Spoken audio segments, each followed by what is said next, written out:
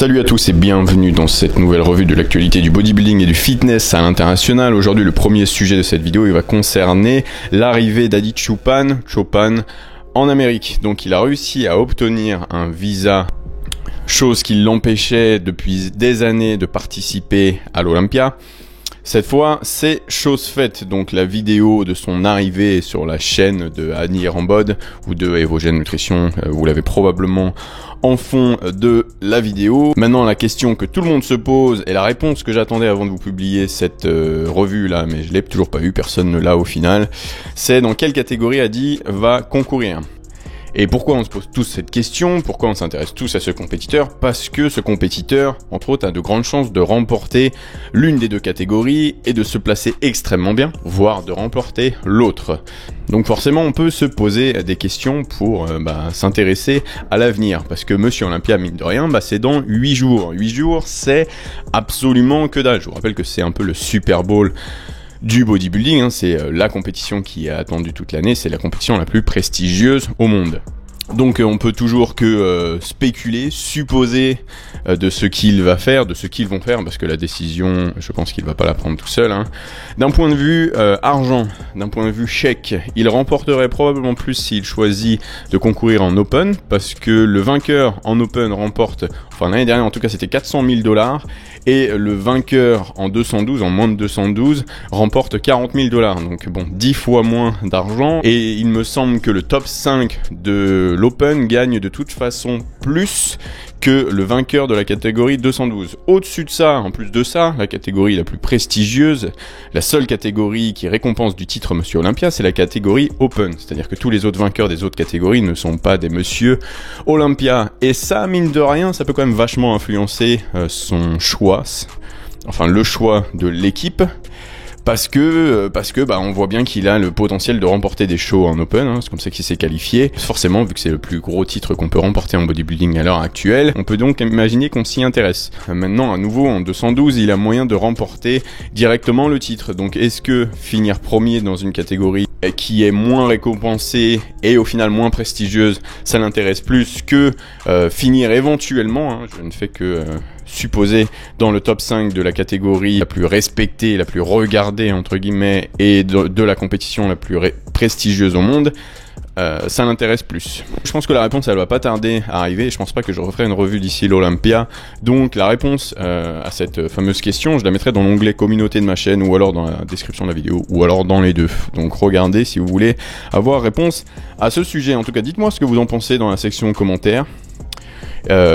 Déjà, quelle catégorie vous pensez qu'il va choisir et pourquoi vous pensez ainsi.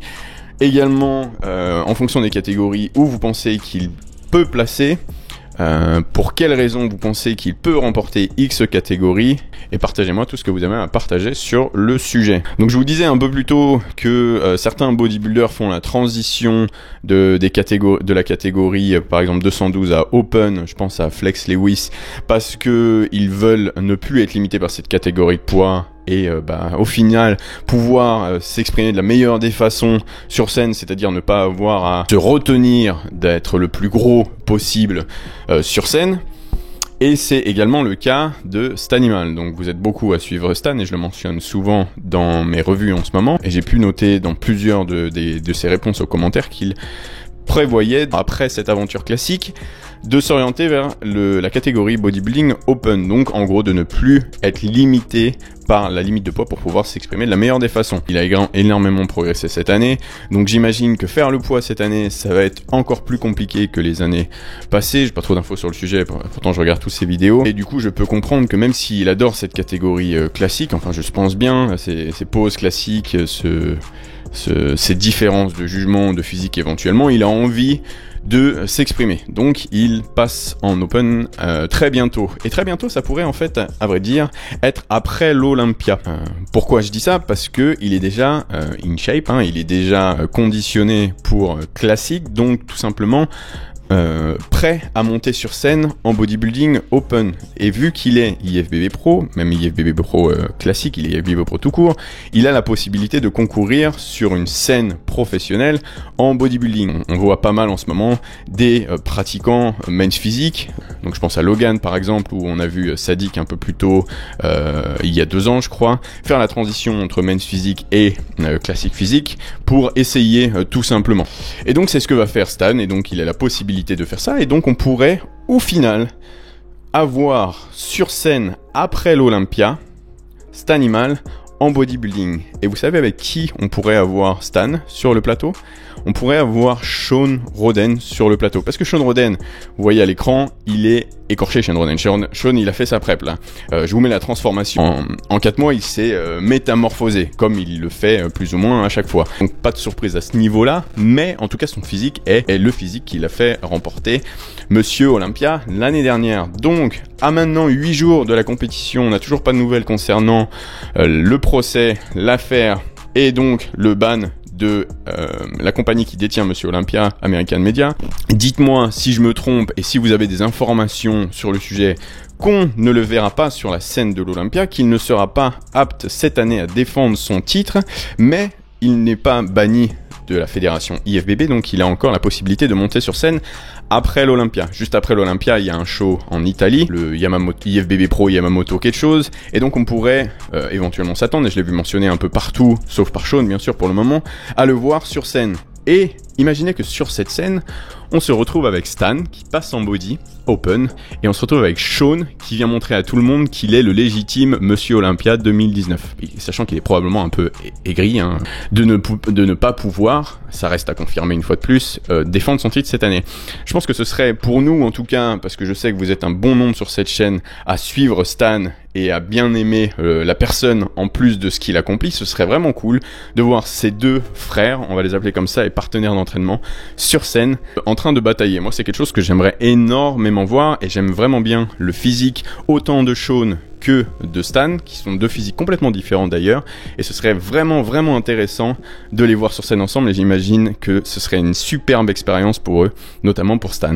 Donc voilà, si vous avez plus d'informations sur le sujet, à nouveau, je suis comme vous, je regarde les réseaux sociaux, je passe peut-être un peu plus de temps que vous sur les réseaux sociaux pour chercher des informations, mais je ne parle pas à Stan, je ne connais pas Stan, je ne connais pas Shawn, je n'ai pas des informations que vous n'avez pas. Donc si vous en avez et que vous avez l'autorisation de les partager, n'hésitez pas à me les partager dans la section commentaires. Pour rester sur Stan un petit peu, j'ai vu également en commentaire qu'il était confiant sur le fait de remporter la catégorie cette année. C'est tout ce que je lui souhaite, vraiment, c'est tout ce que je lui souhaite de remporter cette catégorie, mais je vais vous partager quelques photos, et notamment le profil qui, je pense, va faire beaucoup de bruit cette année. Ce profil, c'est Keon Pearson qui a remporté le New York Pro et donc qui s'est qualifié à l'Olympia au New York Pro en classique physique, qui a un plus petit gabarit mais qui a vraiment une structure qui est extrêmement esthétique, et même s'il a de grosses cuisses, ça ne vient pas complètement manger son haut du corps parce qu'il a une taille très fine et un V super bien prononcé. Donc il a publié ces photos là aujourd'hui à 8 jours de l'Olympia. Et son physique est extrêmement esthétique et extrêmement agréable à regarder. Maintenant, il faut vraiment qu'on puisse les voir sur le plateau, côte à côte, pour pouvoir vraiment juger de la différence du physique. Parce que si on regarde que des photos, on peut pas vraiment faire des prédictions. C'est pour ça que je ne me suis pas trop mouillé cette année, parce que je sais très bien qu'on va avoir des surprises sur le plateau, notamment en classique physique. Et les autres profils que j'ai rapidement à vous partager pour que vous puissiez vous faire une idée, c'est le top 3 de l'année précédente. Le premier, bien sûr, double champion, c'est Brian Hensley, qui nous a publié il y a quelques jours, ou hier il me semble, ce front double biceps. Le deuxième, c'est bien sûr Chris Bumstead, qui a fait deuxième deux années de suite. Chris Bumstead qui, et je ne fais pas de commentaires dans cette vidéo parce que vous allez dire que je m'acharne dessus et que je suis trop négatif envers Chris, alors que j'adore Chris, était carrément à la bourre dans sa préparation. Si vous regardez sa dernière vidéo YouTube, vous allez comprendre pourquoi. Et le troisième profil, c'est George Peterson qui, à nouveau, est écorché, est énorme et est prêt à se battre sur la scène. Donc, pas de prédiction dans cette vidéo. Je ne me mouille pas parce que clairement, je ne sais pas, je ne saurais vous dire. Et je sais très bien que, notamment en classique physique, cette année, il peut y avoir vachement de changements. Cette année, tout est ouvert. J'ai l'impression que tout est ouvert et que éventuellement on va pouvoir voir du changement. Chose qui est très excitante à suivre dans le monde du bodybuilding. Allez, la dernière information que j'ai à vous partager dans cette vidéo, vous l'avez vu dans le titre, c'est le décès de Franco Colombu. Décédé d'un malaise, mais à vrai dire, si j'ai bien compris, d'une crise cardiaque. Donc il s'est noyé en Italie, en Sardaigne, à l'âge de 78 ans. Donc vous connaissez probablement Franco de sa camaraderie avec Arnold Schwarzenegger, peut-être de son apparition dans le légendaire film Pumping Iron. Également, vous avez probablement vu ses photos sur internet. C'est un des bodybuilders de légende, c'est un des bodybuilders qui est le plus fréquemment mentionné pour faire référence aux belles années du bodybuilding, à l'âge d'or du bodybuilding. Je n'ai à vrai dire pas beaucoup plus d'informations que vous sur Franco, c'est pour ça que j'ai pas fait une vidéo, que j'ai pas directement réagi à l'annonce de son décès, parce que je vous le dis souvent dans cette revue, je suis comme vous, je suis un passionné de culturisme avant tout. J'adore la musculation et je suis bodybuilder moi-même.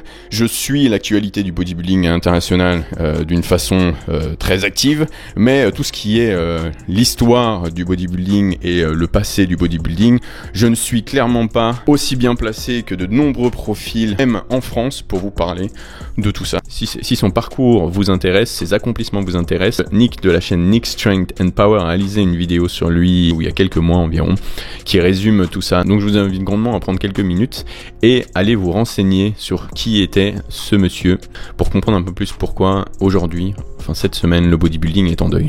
Voilà les gars, merci à tous d'avoir pris le temps de visionner cette revue. Comme je vous l'ai dit, je pense que ce sera la dernière avant l'Olympia, avant 8 jours. J'ai quelques vidéos que j'ai envie de vous partager avant l'Olympia, mais elles ne feront pas partie de la revue, donc on se verra pour l'Olympia. Je vais voir avec vous ce que je mets en place pour l'Olympia. J'ai quelques idées pour échanger avec vous pour ceux qui seront debout au moment où passeront les Open, et je vous partagerai tout ça probablement dans l'onglet communauté ou sur mon Instagram, qu'on suive tout ça ensemble. Si vous avez bien aimé la revue, et puis si vous aimez bien la revue de manière générale, je vous invite à mettre un pouce bleu sur la vidéo. Si vous n'êtes pas encore abonné à la chaîne, je vous invite à le faire parce que on s'ennuie jamais ici. Et je vous souhaite de passer un excellent week-end et je vous dis à très bientôt dans la prochaine vidéo. Salut les gars.